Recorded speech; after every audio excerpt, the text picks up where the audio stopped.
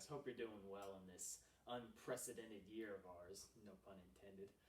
But we just exited voting season, and I'm sure you're all as sick and tired of seeing political ads and yard signs as much as the next guy, and I'm sure you're just ready for it to be over. So I'm sure once you see this video, you're going to say, oh no, not another political video. And I'm not doing this video to tell you who you should and shouldn't vote for, or should have voted for in this past election. What I'm here to do is answer 3 fundamental questions that most people have about voting and if Christians should even be concerned with politics anyway. So the 3 questions you should ask yourself is, should I even care about politics? Did Jesus care about politics? And what does the Bible even say about politics? So the first question you should ask yourself is, should I even care about politics? And the answer is yes. And the reason is because politics affects a lot of different areas of our lives, especially with the way that laws are passed. Are they going to infringe upon our freedoms? And it's funny because Dr. Frank Turek actually made a video solely about this. You can look it up on YouTube, and it talks about 2 different countries, North and South Korea. And basically, the difference between both of those countries is that, one, South Korea has a ton of religious freedoms and liberty, and it's one of the most Christian countries in the world. And North Korea is the exact opposite of that. And he tells people they should get involved in the fight because, there's people that don't want South Korea to be the way it is. But the point is that we can do things in this country that a lot of other people can't in other countries. Like, I'd be probably hogtied right about now in a country like North Korea for even doing a video like this. So we should always be grateful for that and always keep an eye out for those types of things. So the second question you should ask yourself is, did Jesus care about politics? And believe it or not, the answer is yes.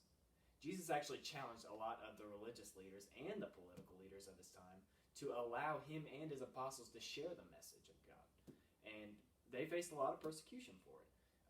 Many apostles were martyred and executed the way Jesus was, and Jesus himself was executed by a Roman political leader named Pontius Pilate. So he actually did have a little bit of influence in politics. So governments have gone tyrannical before, and we should always be prepared for that because some of them are still doing that today. So we should always be involved in the political fight as Christians. So the last question you should ask yourself is, what does the Bible say about politics? And unfortunately, the Bible doesn't have a set of list of who you should and shouldn't vote for.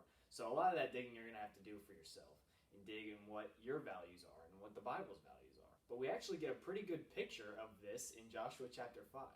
Joshua is on a conquest to take the promised land that was promised to them. Moses has passed away, and he is about to march around the walls of Jericho, which is a well-known story. They were going to march around the walls of Jericho 7 times, and God told them on the 7th day after the trumpet blows, the walls are going to collapse. And that's a pretty big task. I mean, that's going to take a lot of faith to march around the walls and hope on the 7th day that they collapse and do actually what God said they were going to do. But what's beautiful about this verse is that an angel of the Lord actually appears to Joshua. And Joshua asks him the question. He says, are you for our enemies or are you for us? And guess what the angel tells him? He says, neither. He's like, I am for the purposes of God. And what that shows us is that God does not pick sides.